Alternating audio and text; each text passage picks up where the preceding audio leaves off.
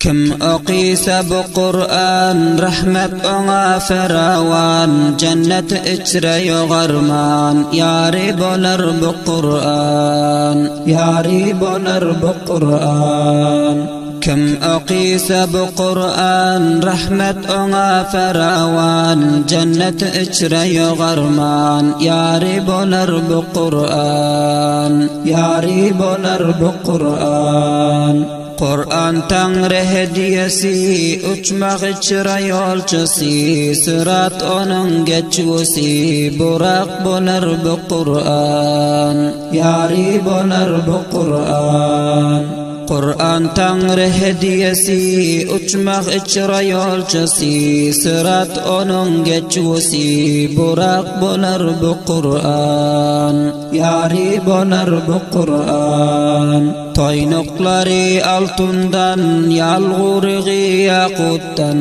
Gözü onun gavherden sana gelir bu Qur'an yari bolar bu Qur'an Toynukları altından yalğurği yakuttan Gözü onun gavherden sana gelir bu Qur'an yari bolar bu Qur'an Tacı zerler başında hurlar onun kaşında nimetleri alında nasip kılar bu Qur'an yari bolar bu Qur'an Tacı zerler başında hurlar onun kaşında nimetleri alında nasip kılar bu Qur'an yari bolar bu Qur'an rahmet eder atasın hem mihriban enesin kavm vanşı barsın dilla balar bu Qur'an yari bolar bu Qur'an rahmet eder atasın hem mihriban enesin kavm kardeş barsın dilla balar bu Qur'an yari bolar bu Qur'an ömrün tamam bolanda can halquma gelenda şeytan garad qılanda iman bolar bu Qur'an yari bolar bu Qur'an ömrün tamam bolanda can halquma gelenda şeytan garad qılanda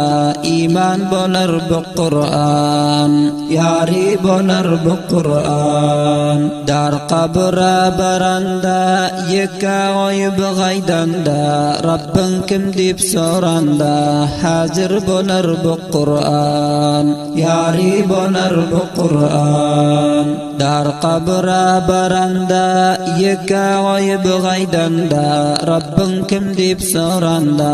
hazır bolar bu Qur'an yari bolar bu Qur'an Qiyamet gün bolanda nameler oqulanda terazu guralanda şefi' bolar bu Qur'an yari bolar bu Qur'an Qiyamet gün bolanda nameler oqulanda